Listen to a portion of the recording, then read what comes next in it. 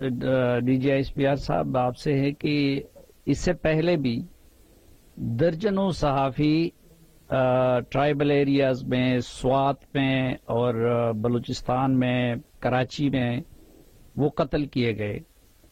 آج تک کسی ایک کے بھی قاتل نہیں پکڑے جا سکے.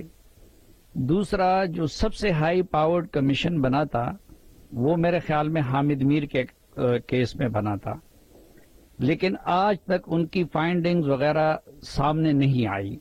تو اس لیے لوگ جب یہ کمیشن وغیرہ کا اب ارشد شریف شہید کے بارے میں سنتے ہیں تو لوگ اس پہ یقین نہیں کرتے. تو ایک تو میرا سوال یہ ہے کہ کیا آپ ہمارے ساتھ اس مطالبے میں اپنی آواز ملائیں گے کہ جو حامد میر یا اس سے پہلے اسد طور اور ابصار عالم وغیرہ کے واقعات ہوئے ہیں اور سلیم شہزاد کے، اس کے فائنڈنگ سامنے لائے جائیں.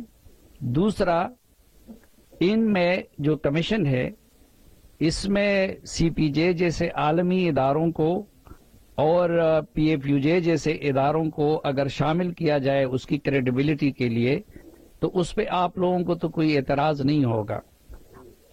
اور یہ جو پہلے میں نے آپ سے عرض چاہیں گے کہ ان کو شامل کیا میں ڈی جی صاحب ڈی جی ایس آئی سے بھی سوال کروں. ایک سر آج کل ایک لیڈر ہمیں کہہ رہے ہیں کہ جی لفافی ہیں اور یہ صحافت والے لفافے لیتے ہیں. آپ کی ایجنسی کے پاس سارے رپورٹس ہوں گے، تو اگر میرے بارے میں، باقیوں کے بارے میں آپ ہمیں، یعنی میری طرف سے بالکل ریکویسٹ بھی ہے، اجازت بھی ہے کہ ہم میں سے کون کون لفافے لینے والے ہیں اور کون کون نہیں ہیں.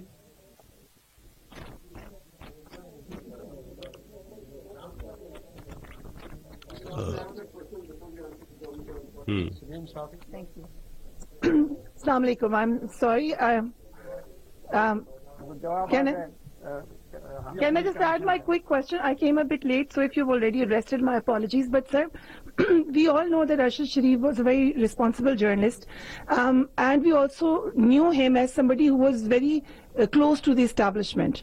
At any point, I'm asking both of you gentlemen, did he contact you saying that he was feeling threatened in Pakistan? Because you would assume that if there was a threat, he would have reached out to you. جیسے میں نے کہا کہ D G آئی نے بھی اس سے پہلے یہ بات کی کہ ہمارے پاس ایسی کوئی انفارمیشن نہیں تھی کہ ارشد شریف صاحب کو پاکستان میں ان کی جان کو کوئی خطرہ تھا، اور میرے ساتھ انہوں نے کبھی کوئی ایسی بات نہیں کی. He was in contact with me, اور میرے ساتھ نہ بھی ہو تو میرے ادارے میں موجود لوگوں کے ساتھ ان کا کانٹیکٹ رہتا تھا. He never came on discuss some thing. اگر کبھی کی ہوتی تو ہم ضرور ان کے ساتھ کھڑے ہوتے، بیکاز میں نے جیسے کہا کہ ادارے کے ساتھ ان کا ایک بہت خاص تعلق تھا، اور جس نوعیت کے پروگرامز انہوں نے پاکستان فوج کے بارے میں کیے، ہمارے شہداء کے بارے میں کیے، وہ ان کا بہت بڑا قرض ہے ہمارے اوپر. سو اس لیے I can say it for sure that he never discussed any such thing with me اور anyone in my institution. And then later on جب یہ تھریٹ الرٹ جاری ہوا تو اس کا بھی جب بعد میں آئی ایس آئی نے جب اس کے اوپر کام کیا، we are very clear that we had no such information کہ ان کی جان کو پاکستان میں کوئی خطرہ تھا. سلیم صافی صاحب، آپ نے جو بات کی، بالکل آپ پہلی بات تو یہ کہ آپ نے جس طرح کہا، we are even of the view کہ اگر کوئی جرنلسٹ اس کمیٹی کا حصہ حکومت بنا سکتی ہے تو ان کو بنانا چاہیے. جو میں نے اسی لیے کہا انٹرنیشنل ایکسپرٹس، انٹرنیشنل ادارے، وٹ ایور پاسبل، بیکاز اسی وجہ سے جو آپ نے کہا کہ پہلے کئی ایسے تحقیقات ہوئیں جو اپنی منطقی انجام پہ نہیں پہنچ سکیں، پہنچنا چاہیے. تمام تحقیقات کو اپنے منطقی انجام پہ پہنچنا چاہیے، ان کا رزلٹ نکلنا چاہیے، تبھی ہم آگے بڑھ سکتے ہیں اور ہمارے صحافی برادری جو ہے وہ اپنی آبجیکٹیوٹی کے ساتھ اپنی رپورٹنگ بغیر کسی ڈر کے، بغیر کسی خدشے کے کر سکتی ہے. So it must happen and let's start now, let's take a start from now, and اس کے بعد جو بھی ہمارے پینڈنگ کیسز ہیں ان سب کو دیکھنا چاہیے. I am absolutely for this thing. Salim Safi صاحب، آپ نے پوچھا میرے سے کہ میرے پاس کیا خفیہ معلومات ہیں کہ کون سے صحافی ہیں جن کو لفافہ کہنا بنتا ہے. میں اس نظریے کے خلاف ہوں. پاکستان کے صحافی بہت مشکل، دشوار، خدشات اور خطرات کے باوجود اپنا کام بہت اچھا انجام دیتے.